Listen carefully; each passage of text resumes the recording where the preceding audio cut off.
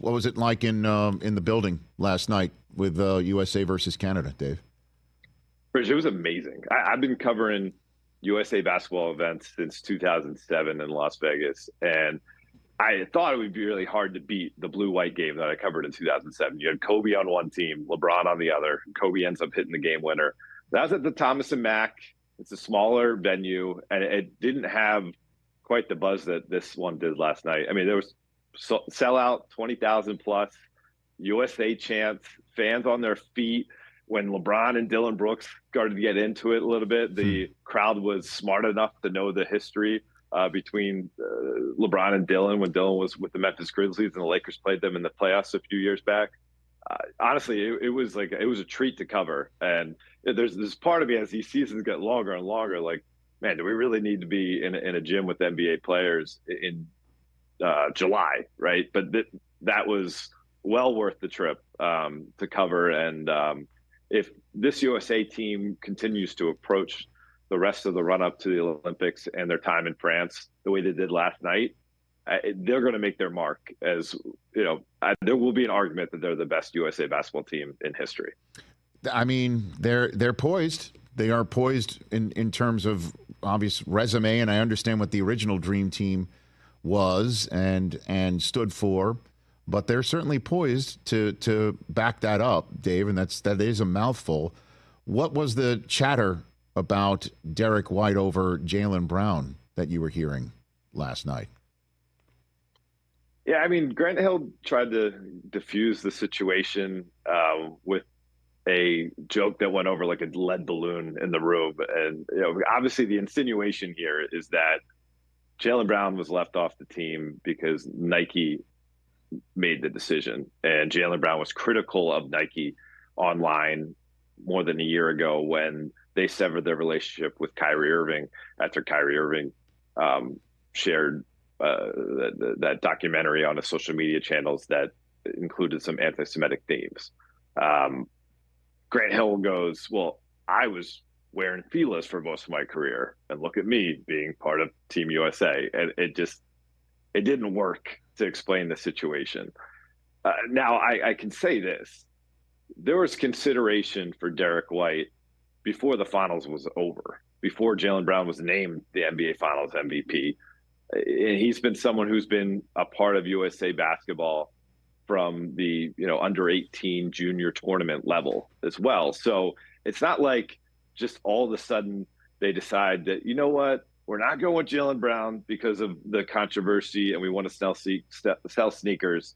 And, just to rub it even more so, we're going to take his teammate. Like this has been something that's been discussed by USA basketball now for months, because you also need to have contingency plans when that injuries are part of the sport.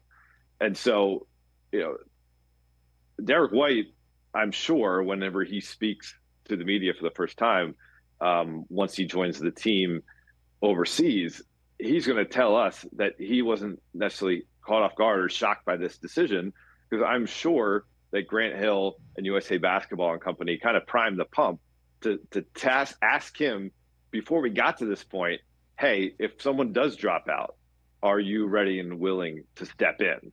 And so it definitely looks bad for Jaylen Brown, and I can empathize to the spot that he's in, because kind of the de facto I'm the best player in the world title that gets passed around summer to summer is the guy who wins the NBA Finals MVP award. Yes. And that's what he just did. Right. And to not be included, something doesn't smell right necessarily. At the same time, I can't totally fault USA Basketball and say this was just some sort of spiteful decision by them. I think the Derrick White decision was months in the making. Well, I mean, the answer lies, I think, somewhere in between what you just said, Dave, right? I mean, it's not some sort of spiteful decision that came down from on high in the state of Oregon by Phil Knight, right? But there is something to the fact that Team USA or USA Basketball has been identifying Derrick White instead of Jaylen Brown.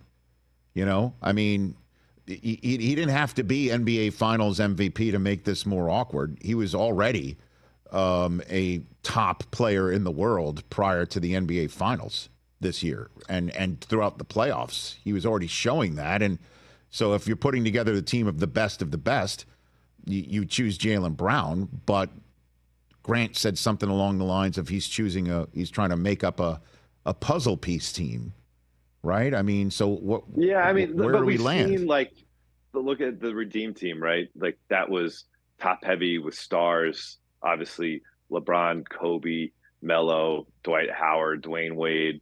But then they had someone like Tayshaun Prince on the team to fill a role. And, the same people that are involved in putting that team together, the Jerry Colangelos of the world, the Mike Krzyzewskis of the world, they have been consultants to Grant Hill in the process of putting this team together. And so I'm sure he has, anecdotal evidence from guys who had success at this level and how they thought about putting together a team and why he would feel like he'd be justified and making the right decision by putting a player with the kind of profile of a Derrick White into a group that is already so superstar heavy. And again, I don't think that's necessarily any sort of criticism of Jaylen Brown at all.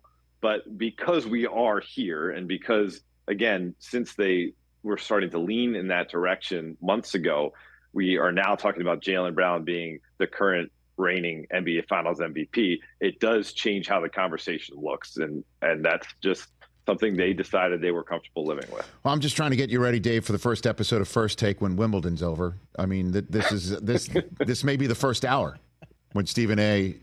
has the microphone back on. Just trying to get you ready. I appreciate that, Rich. Yeah, listen, we try to help Dave. There may be an I in Rich and Eisen. I'm a team player. Catch the Rich Eisen Show every single day on the Roku channel, 12 to 3 Eastern, for free.